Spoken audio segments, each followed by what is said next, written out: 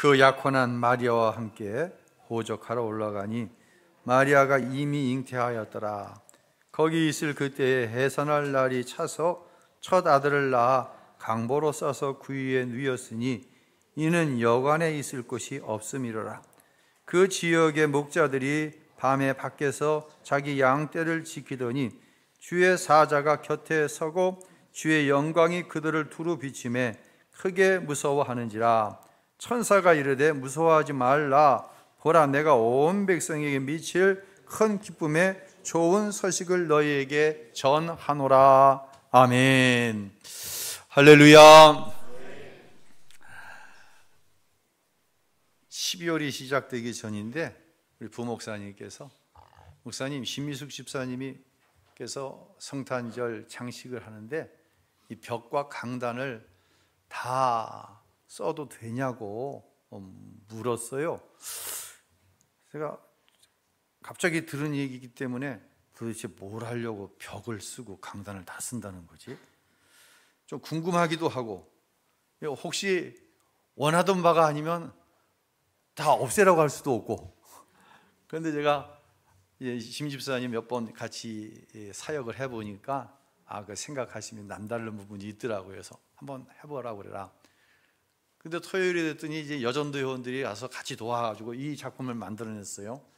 근데 이 벽화에는 뭐가 있냐면 스토리가 있어요. 이야기가 있어요. 무슨 이야기가 있는지 여러분 눈치채셨어요? 무슨 이야기가 있는지 설명할 수 있는 분 한번 손 들어보세요. 그러면 여기 있는 선물 가운데 하나 드릴게요. 무슨 스토리가, 무슨 이야기가 있을까요? 이쪽부터 한번 보세요. 무슨 이야기가 있어요? 베들레헴 같은 얘기 하지 말고요. 아직 베들레헴 안 왔어, 저기는. 베들레헴 의로죠, 그렇죠? 자, 저기 맨 뒤에는 뭐예요? 앞에 선 사람이 누구예요? 무슨 예수님이 나와요, 여기서. 요셉이죠. 그 뒤에 누가 쫓아가는 거예요? 할머니? 허리가 꼬부라진 할머니? 마리아가 지금 임신을 했기 때문에 이런 거예요, 지금. 근데 가다가 한 4시간 거리 되거든요. 베들레헴까지 갈릴리에서. 힘이 드니까 뭘 타고 가는 거예요? 짐승을 타고 앞에 누구예요? 요셉과 마리아가 가는 거예요. 그래서 어디에 이르렀어요, 지금? 베들레헴 말 구유. 베들레헴의 한 허름한 짐승들이 사는, 가축들이 사는 곳에 이르는 거예요. 지금. 거기서 뭘 낳은 거예요? 아기 예수를 낳은 거예요. 이게 스토리가 있는 거예요. 이쪽 보세요, 한번. 여기 무슨 스토리예요, 이게? 그냥 그렇게 얘기하면 이건 3분의 1도 못 다른 거예요. 자, 저 맨 끝에 있는 동방 박사를 보세요. 누구랑 똑같아? 이 사람하고 똑같잖아. 맨 뒤에 보세요. 두 번째 보세요. 누구랑 똑같아? 머리를 보세요. 이 사람하고 똑같은 거예요. 세 번째 보세요. 누구랑 똑같아? 이게 지금 스토리가 있어요. 그냥 대충 동방박사를 표현한 게 아니라 정확하게 동방박사 세 사람이 이 여정을 통해서 별을 따라 베들레헴까지 와서 여기 있는 저기 있는 세 사람을 딱딱딱 집어갖고 탄생하신 예수님께 뭘 드리는 거예요? 지금 예물을 손에 들고 있는 거예요. 스토리가 있는 거예요. 이야기가 있는 거예요. 이걸 모르고 지금까지 봤다고 한다면 뭐 잘했네. 성탄절입니다. 성탄절? 성탄절이네. 성경에 보면요, 두 부류의 사람이 메시아의 탄생을 하나님으로부터 예고를 받습니다. 바로 이 세 사람이 누구요? 동방박사가 첫 번째 부류고, 두 번째 부류는 누구예요? 오늘 저와 여러분이 읽은 누구들? 들에서 가축을 치던 목자들이 하나님으로부터 메시아 탄생에 대한 예고를 받습니다. 여기서 한 가지 질문을 하자면, 당시 성전에는요, 메시아의 탄생을 기다리며 성경을 연구하던 지도자들이 있었어요. 지금으로 말하면 목회자들이 있었어요. 그리고 성경을 연구하던 서기관과 바리새인들이 있었어요. 그런데 이상하게 하나님은 그들에게 나타나지를 않으셨어요. 왜 동방박사고 왜 목자들일까요? 그 이유에 대해서 이렇게 히브리서 11장 6절은 이야기를 합니다. 읽겠습니다. 믿음이 없이는 기쁘시게 못하나니 하나님께 나아가는 자는 반드시 그가 계신 것과 또한 그가 자기를 찾는 자들에게 상 주시는 이심을 믿어야 할지니라. 할렐루야. 누구에 대한 바른 믿음? 메시아에 대한 바른 믿음이 그들에게는 없었어요. 그래서 하나님은 종교 지도자들이 아닌, 성경을 열심히 연구하던 사람들이 아닌 뜻밖의 동방박사와 목자들을 통하여서 예수님의 탄생을 예고하십니다. 자, 이제 이들이 예수님의 탄생을 별을 통하여 깨닫고 어떠한 행위를 했는지 16절과 18절을 한번 읽어보도록 하겠습니다. 빨리 가서 마리아와 요셉과 구유에 누인 아기를 찾아서 보고 천사가 자기들에게 이르던 바와 같이 듣고 본 모든 것을 고하니 듣는 자가 다 목자의 말하는 일을 기히 여기되 마리아는 이 모든 말을 마음에 지키어 생각하니라. 아멘. 저에게 이제 동생이 바로 밑에 여동생이 있고 남동생이 있는데요. 제 남동생이 아들만 둘을 낳거든요. 아주 뒤로 자빠질 만한 일화가 있습니다. 저희 부모님 댁에 찾아왔는데 진통이 온 거예요. 그러니까 빨리 병원에 가자. 그리고는 엘리베이터를 타고 1층에 내렸는데 이게 아이가 막 나올 것 같은 거예요. 그러니까 바로 엘리베이터 옆에 있는 집에 초인종을 누르고 우리 아이가 나오게 생겼다고 문 좀 열어달라고. 그래서 그 집에 들어가고 애기 낳았어요. 이건 뉴스거리인데, 그치? 뉴스에 제보하면 이게 10,000원짜리 상품권 정도는 받지 않았을까 싶은데 정말 기가 막히잖아요. 요셉과 마리아가 왜 베들레헴에 갔는지는 내일 이제 자세히 좀 말씀을 드릴 거고요. 베들레헴에 이르렀는데 아이가 나오려고 그러는 거예요. 집집마다 두들기고 여관도 두들기는데 방이 없다 그러는 거예요. 많은 사람들이 고적을 하기 원해서 원적이 베들레헴으로 돼 있는 사람들이 베들레헴에 다 모여들었기 때문에 아기를 낳을 방이 없는 거예요. 그래서 간신히 마구간에 들어가서 말의 여물통인 구유에서 예수님이 탄생하게 되어지는 거예요. 제 동생이 남의 집에 들어가서 아이를 낳은 것도 기이한 일이지만 당시에 유대인들에게 있어서 메시아가 말 밥통에서 탄생하셨다고? 이 일은 믿을 수 없을 만큼 기이한 일이었어요. 여러분이라면 어떠셨을까요? 메시아가 하나님의 아들이 말구에서 나와? 이건 참 기이한 일이에요. 그러나 마리아는 이 말을 마음에 새겼다라고 이야기를 합니다. 제 신학대학 선배 가운데 한 분이 졸업을 하고 가난한 사람들을 돕겠다라고 하는 마음에 저 서울 삼양동에 교회를 개척을 했어요. 그리고 거기서 이제 목사 안수를 받게 되었는데 성탄절날 그 당시에는 이 봉고차도 그렇게 흔하지 않던 시대니까요. 오토바이에다가 쌀을 싣고는 이 가난한 집집을 돌아다니면서 쌀을 나눠주는 거예요. 그런데 한 판잣집에 들어갔을 때 정말 비참한 광경을 보게 됩니다. 30대 후반쯤 되어 보이는 가장이 그 기침이 여러분과 같은 기침이 아니라 폐병에 걸려서 폐로부터 울려 나오는 그 기침을 하고 다 죽어가고 있는 거예요.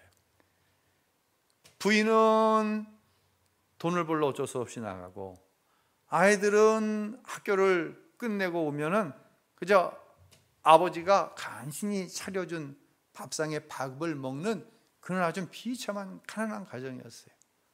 목사님은 이분을 위해서 1년 동안 보건소에서 대신 약을 갖다 주고, 그리고 가정 안에 꼭 필요할 만한 것들을 공급해 주었어요. 그리고 그분을 위해서 기도해 줬어요. 그 결과 1년 후에 이분이 폐결핵에서 거의 완치가 됩니다. 그 성탄절 날, 그분을 만난 지 1년 뒤에 성탄절 날 교회에 이 남자의 부인이 찾아온 거예요. 그리고 대성통곡을 하면서 목사님 책임지라고, 내 남편이 죽었으니 책임을 지라는 거예요. 도대체 이게 뭔 얘기예요? 그래서 물었어요. 아니, 제가 1년 동안 그렇게 최선을 다해서 가정을 돌아봐 드렸는데 도대체 나한테 뭘 책임을 지라고 하는 겁니까? 이 부인이 하는 이야기가, 목사님께서 내 남편 건강하게 살려놓으니까 그날부터 술을 다시 마시기 시작하더라는 거예요. 그날부터 담배를 다시 피기 시작하더라는 거예요.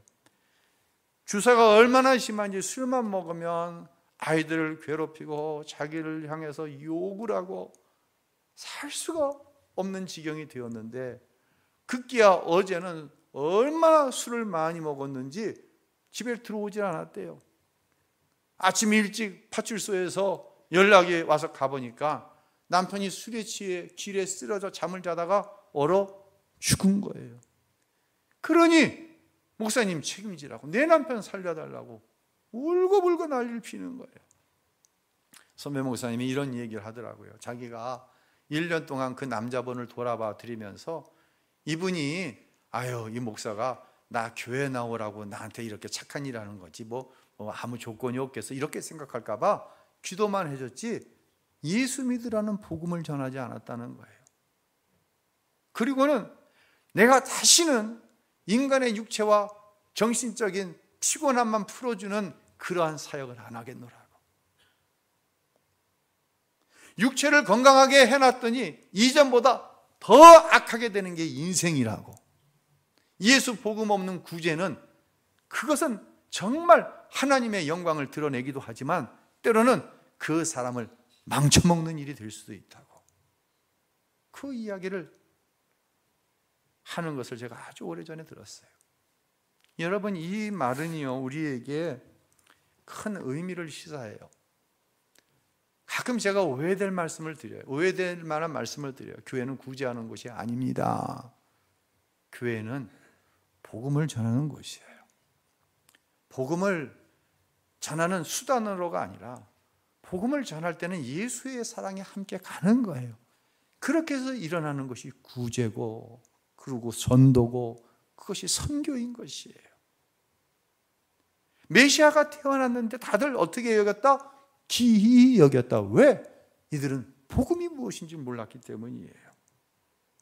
자, 이렇게 예수를 만난 이 목자들은 이제 삶의 현장으로 다시금 돌아가는데 20절에 이렇게 말씀합니다. 함께 읽고 말씀 계속합니다. 읽겠습니다. 목자들은 자기들에게 이름받은 바와 같이 듣고 본 그 모든 것으로 인하여 하나님께 영광을 돌리고 찬송하며 돌아가니라.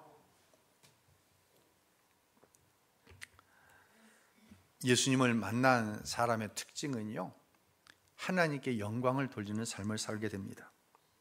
왜냐하면 하나님께서 저와 여러분을 부르시고 구원하신 목적이 뭐냐면 하나님께 영광을 돌리게 하기 위함이기 때문이에요.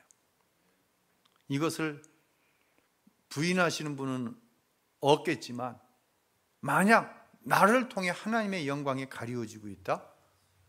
이건 그 안에 예수가 없다는 증거라고 볼 수가 있어요.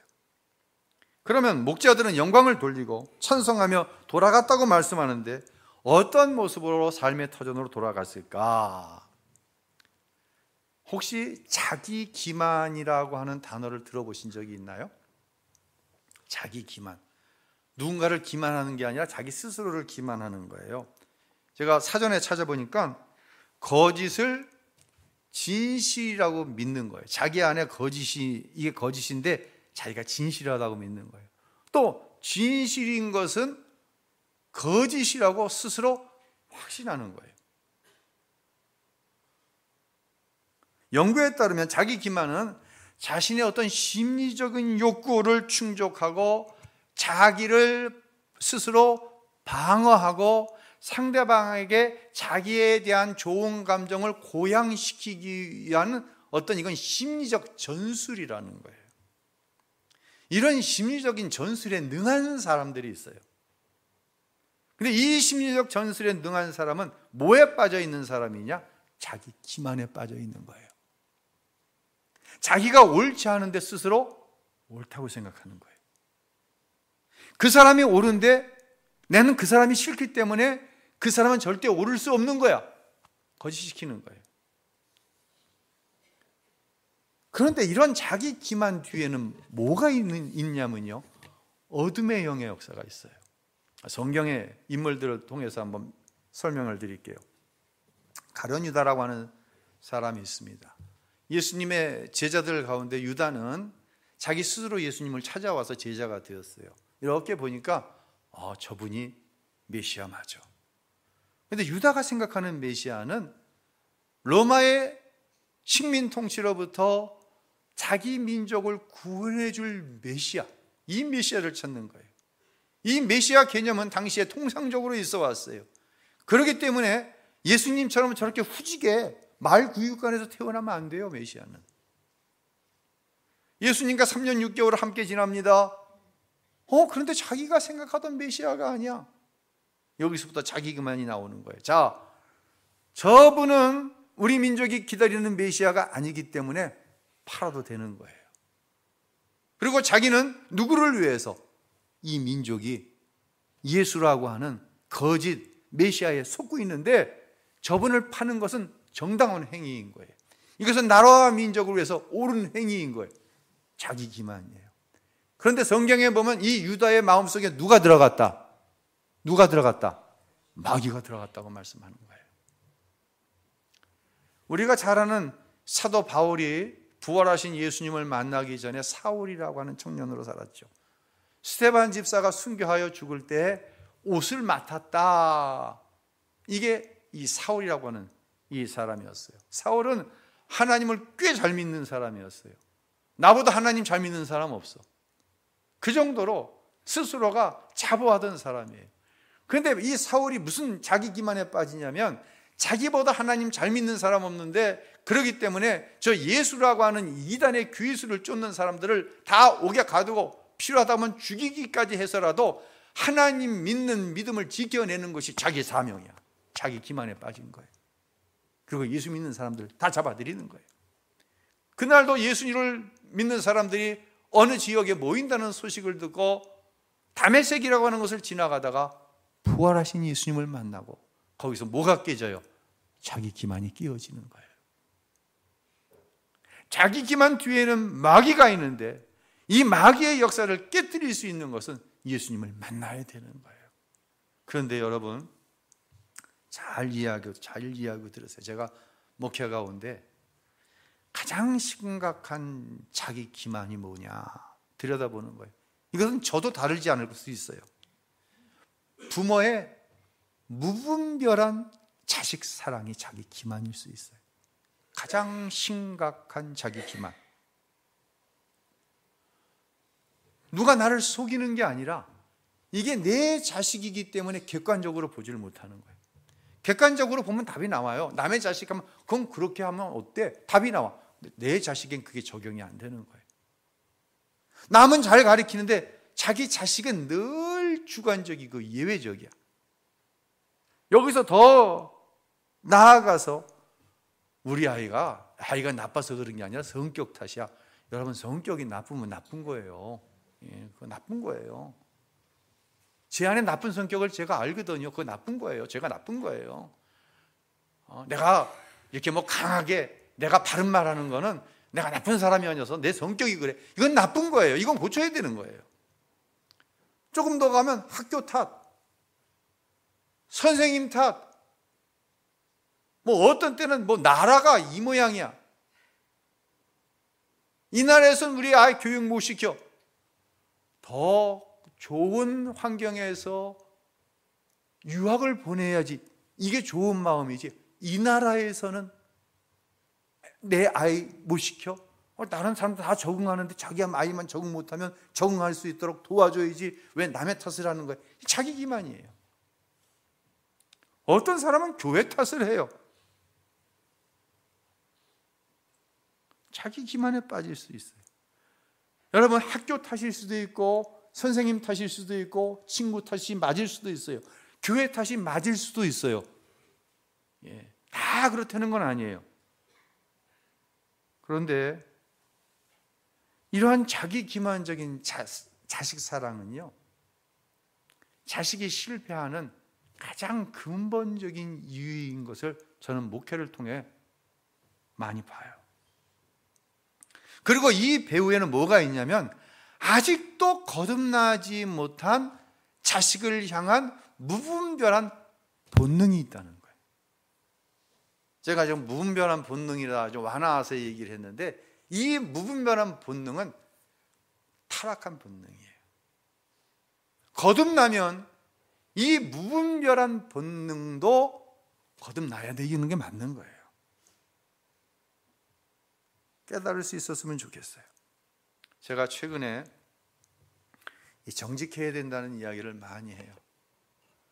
여러분을 보고 사는 이야기가 아니라 내 자신을 볼 때, 내 인생을 볼 때, 내가 하나님 앞에 정직할 때, 내가 목회할 때, 교인들 앞에 정직할 때, 그때는 아픔이 있고 손해보는 것 같고 나는 왜 이러면서 목회해야지 라는 생각을 하면서 살아왔는데, 세월이 흘러가 보니까 그 정직함 안에서만 복음의 능력이 나타났더라고요. 할렐루야. 정직함 안에서 무엇이 나타났다? 복음의 능력이 나타났다는 거예요. 스위스 출신의 분석 심리학자인 칼 구스타프 융이라고 하는 사람이 이런 의미 있는 얘기를 했더라고요. 자막 띄워보세요. 타인만을 속이는 사람은 건강하고 자신까지 속이는 사람은 병들어 있다는 거예요. 자기 기만, 정직이라고 하는 단어와 연결시켜 한번 생각해 보세요. 누구나 자기 자신은 정직하다고 생각해요. 그러나 얼마나 많은 사람들이 자기 자신을 바로 인식하지 못하기 때문에 스스로 정직하다고 생각하는지 몰라요.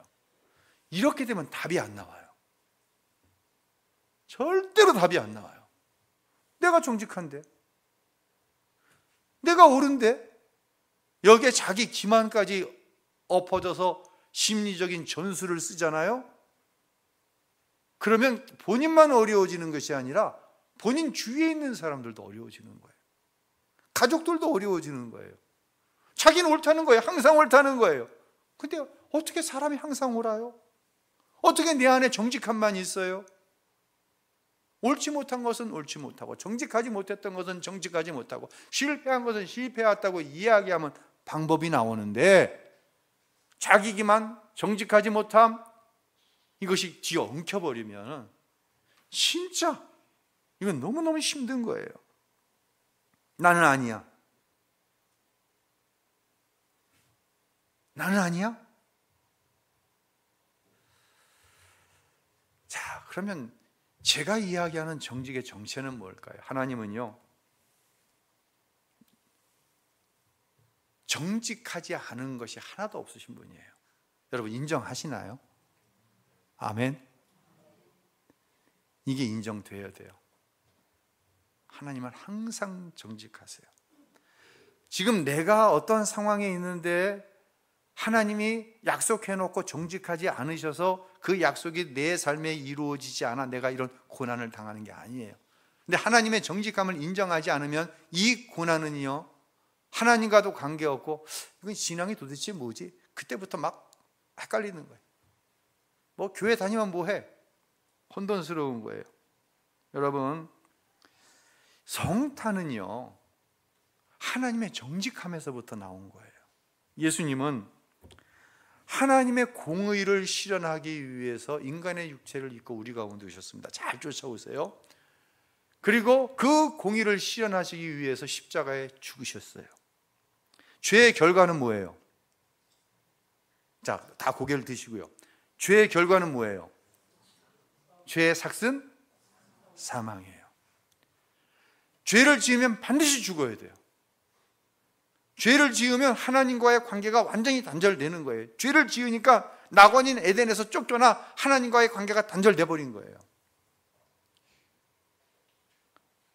이것이 정직한 거예요. 우리는 은혜를 너무 남발해. 너무 함부로 얘기해. 공의가 없는 은혜는 없어요. 공의가 없는 은혜는 정직하지 못한 거예요. 공의가 없는 은혜는 이건 거짓말이에요. 왜요? 하나님도 이 공의의 예외가 아니었어요. 하나님은 천지 만물을 만드신 창조주이시죠. 믿으시길 바랍니다. 하나님이 천지 모든 만물을 만드셨어요. 그리고 이 모든 만물을 운행해 나아가는 법을 만들어 놓으셨어요. 하나님과 우리 관계에 이 법이 어디에 기록되어 있어요? 성경 66권에 기록되어 있는 거예요. 자, 창조주이신 하나님은 이 공의를 안 지켜도 돼요? 지켜야 돼요? 그분은 창조주이신데 좀 공의의 법을 안 지키신들 니까지 피조물들이 왜 하나님은 공의 안 지키세요? 이러고 따져? 야, 내가 널 창조했는데 내가 만든 법인데 내가 안 지킨다고 너희들이 따져? 그렇다면 하나님은 정직한 분이 아닌 거예요. 하나님은 정직하신 거예요. 우리의 죄를 없이 해야 되는데 우리의 죄를 누군가가 대신할 때만 내 죄가 없어지는 거예요. 근데 인생 가운데는 죄 없는 인생이 없어요. 누구만이 죄가 없어?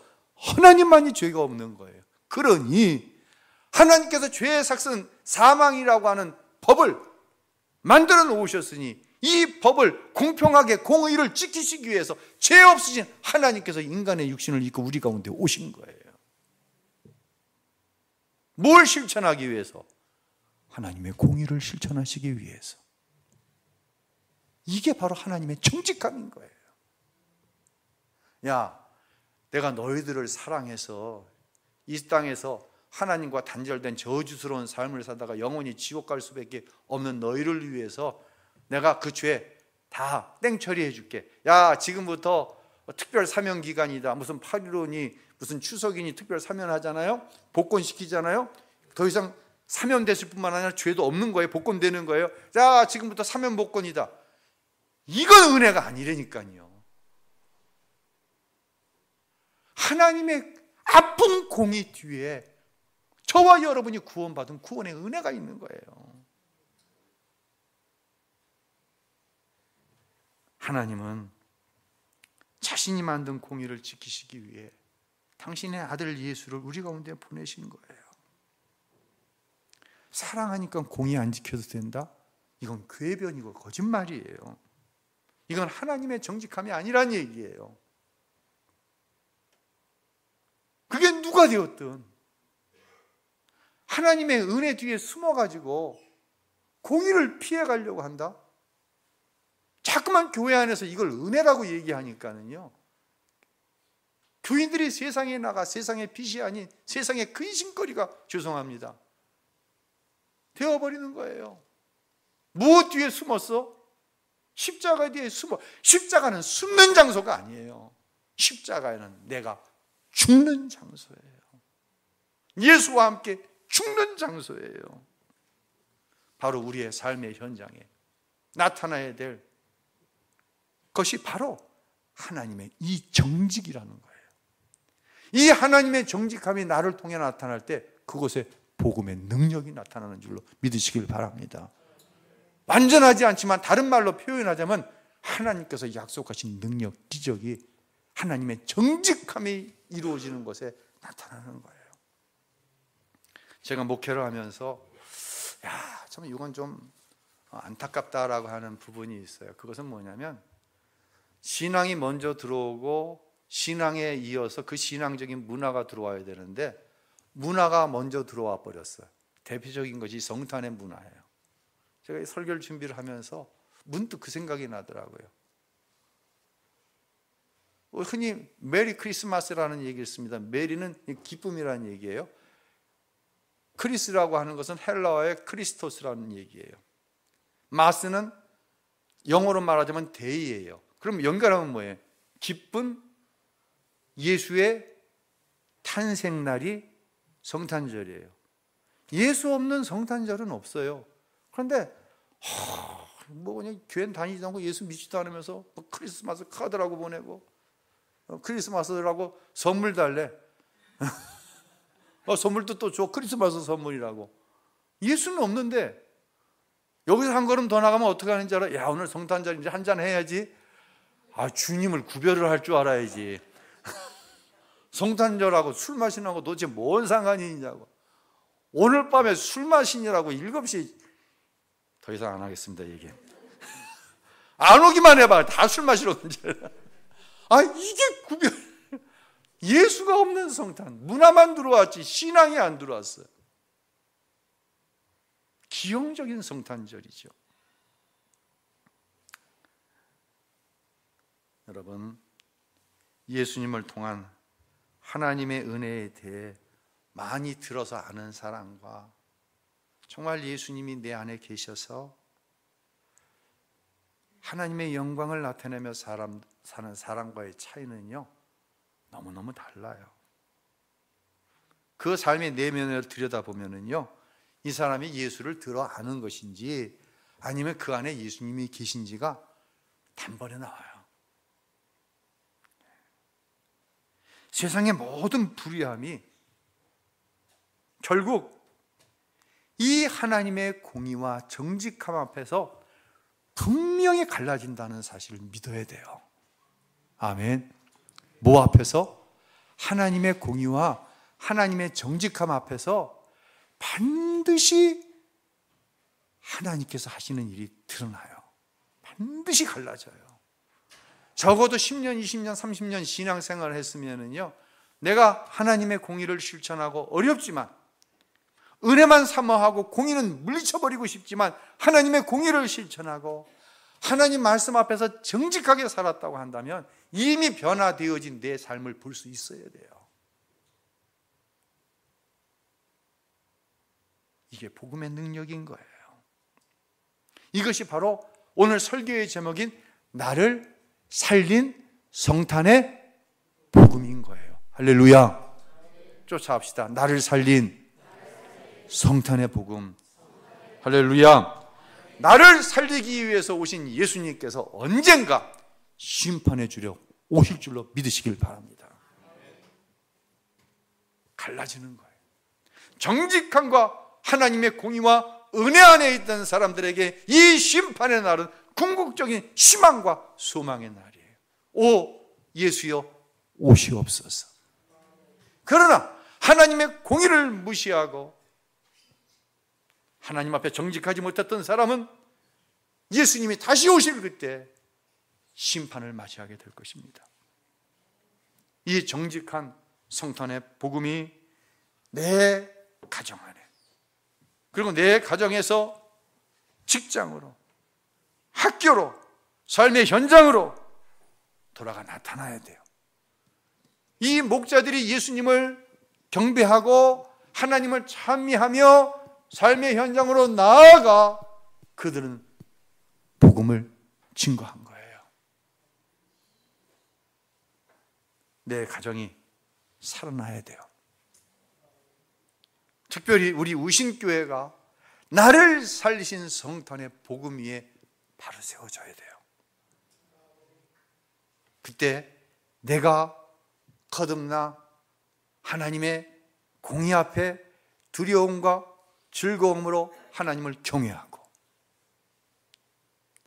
하나님의 정직함 앞에 나 자신을 노출시킬 때에 자기 기만은 쓸 자리가 없고 하나님만 옳습니다. 나는 항상 틀립니다. 하나님의 생각이, 하나님의 뜻이 내 생각, 내 뜻, 내 행함이 되기를 원합니다.